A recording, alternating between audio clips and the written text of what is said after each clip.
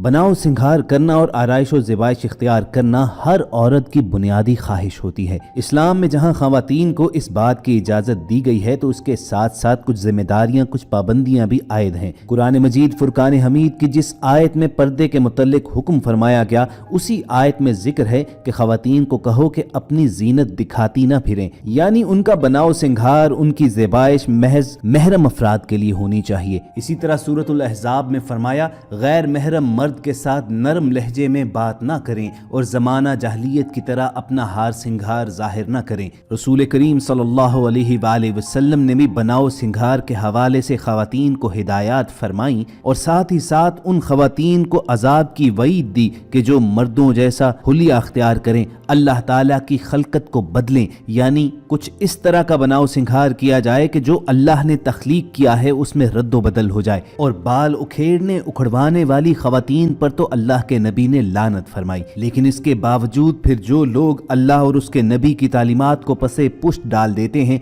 अपनी मर्जी करते हैं, तो उनके लिए शदीद अजाब तैयार होता है। और आज की वीडियो में आपके साथ एक ऐसा ही इबरतनाक वाक़या शेयर करना है कि एक खातून को जब मरने के बाद तदफीन के लिए लाया गया तो किस तरह अजाब कब्र का मुशाहिदा सैकड़ों लोगों ने किया। लेकिन दोस्तों, वीडियो की बाकायदा शुरुआत से पहले आप रेड बटन पर क्लिक करके और बेल आइकॉन को प्रेस करके हमारे चैनल के सब्सक्राइबर्स बनना मत भूलिए, ताकि ऐसी मालूमाती, तारीखी और इस्लामी वीडियोस आपको रोजाना की बुनियाद पर मिलती रहें। हिकायात सालिहीन में आता है कि किसी जगह एक नौजवान खातून का इंतकाल हो गया, उसकी नमाज जनाजा अदा की गई और उसे तदफीन के लिए कब्रिस्तान में लाया गया। वरसा वहां पर पहुंचे तो गोरकन कब्र खोदते हुए परेशानी का शिकार थे। उन्होंने परेशानी की वजह दरियाफ्त की तो उन्होंने बताया कि कब्र खोदते हुए यहाँ से सांप निकल रहे हैं। वरसा की हिदायत पर गोरकन ने दूसरी कब्र खोदना शुरू की। बज़ाहिर तो उस कब्र में कुछ नहीं था, लेकिन जैसे ही मैयत को तदफीन के लिए लाया गया तो करीब ही किसी सुराख में से दोबारा सांप बाहर निकल आया।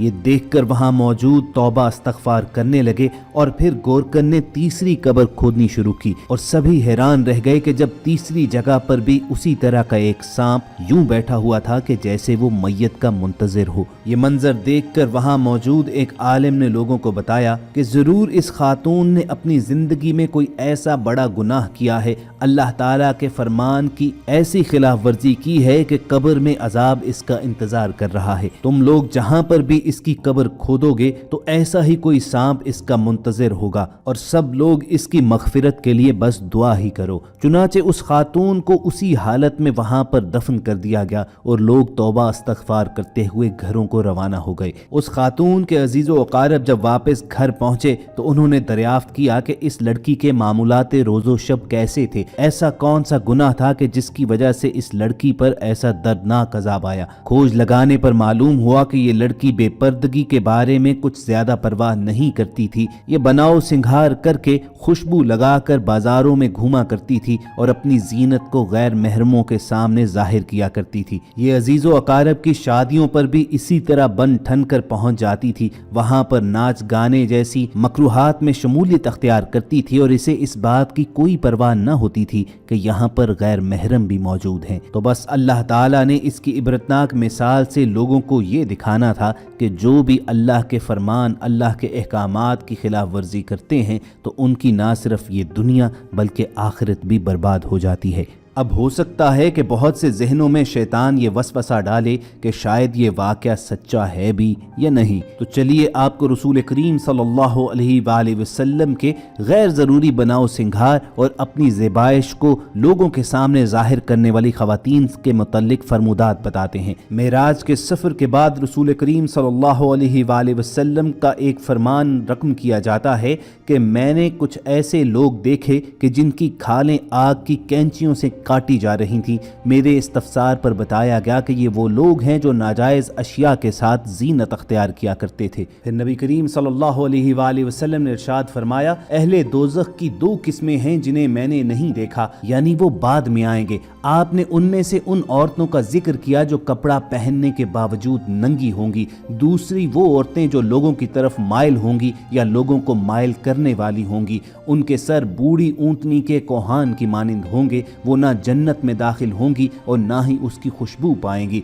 عورت کے لیے بناؤ سنگھار کرنا جائز تو ہے مگر فقط اپنے شوہر کے لیے، یعنی وہ سجے سنورے بھی تو اس ذات کے لیے کہ ان دونوں کے پاکیزہ رشتے میں محبت اور بھی زیادہ بڑھے، ورنہ اپنی زیب و زینت کو چھپانے کے لیے تو اللہ تعالیٰ نے قرآن مجید میں یہ تک فرما دیا کہ جب تم زمین پر چلو تو چلتے ہوئے اپنے پاؤں زمین پر اس طرح نہ مارا کرو کہ پیروں کی جھنکار سے ان کا وہ سنگھار معلوم ہو جائے جسے وہ حکم شریعت سے پوشیدہ کیے ہوئے ہیں۔ یاد رکھیے کہ لباس کا ایک مقصد تو ستر پوشی اور دوسرا مقصد زینت حاصل کرنا ہے۔ جیسے لباس انسان کو ڈھانپ لیتا ہے، ایسے خواتین بھی اپنے آپ کو مزین کر کے زینت اختیار کر کے اپنے دل میں اور شوہر کے دل میں ایک دوسرے کے لیے محبت بڑھا سکتی ہیں۔ قرآن کریم میں ان دونوں کو ایک دوسرے کے لیے لباس قرار دیا گیا ہے، یعنی یہ ایک دوسرے کو ڈھانپ لیتے ہیں۔ لیکن اس کے برعکس اگر کوئی خاتون بناؤ سنگھار کر کے زیب و زیبائش اختیار کر کے باہر جاتی ہے، نہ محرموں کو اپنی زینت آرائش دکھاتی ہے،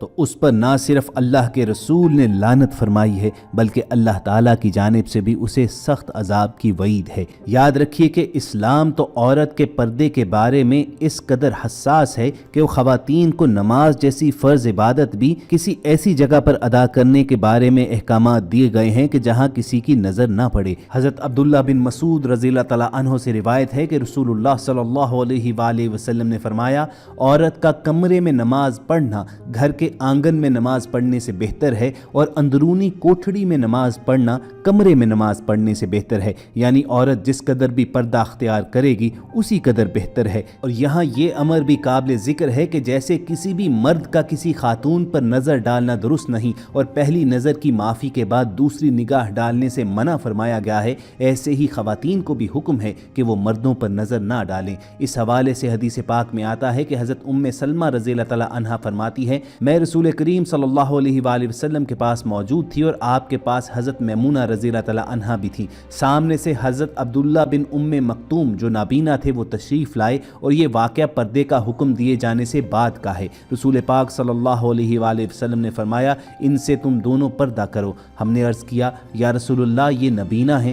حضور اکرم صلی اللہ علیہ وآلہ وسلم نے فرمایا، کیا تم دونوں بھی نابینا ہو؟ تم تو انہیں دیکھ سکتی ہو۔ یعنی خواتین کے پردے کے بارے میں یہ بات معلوم ہوتی ہے کہ وہ تب بھی بے پردگی نہ کریں جب سامنے والا انہیں دیکھ بھی نہ سکتا ہو۔ اور ایسے واضح احکامات و ہدایات کے باوجود جب خواتین اپنی مرضی کریں گی تو پھر ان پر سخت عذاب بھی آئے گا، جس کی ایک مثال آج کی ویڈیو میں شیئر کیے جانے والا یہ واقعہ بھی تھا۔ امید کرتے ہیں کہ اس ویڈیو سے آپ کے سوچنے کا انداز ضرور بدلا ہوگا، اور اپنے اس مقصد میں اگر ہم کامیاب ہوئے ہیں تو اس ویڈیو کو لائک کر کے فیس بک اور واٹس ایپ کے ذریعے دوسرے لوگوں کے ساتھ شیئر بھی کیجیے، اور ایسی ہی خوبصورت ویڈیوز فیوچر میں حاصل کرنے کے لیے ریڈ بٹن پر کلک کر کے اور بیل آئیکن کو پریس کر کے ہمارے چینل کے سبسکرائبرز بھی بنیے۔ بہت جلد آپ سے دوبارہ ملاقات ہوگی۔ اللہ حافظ۔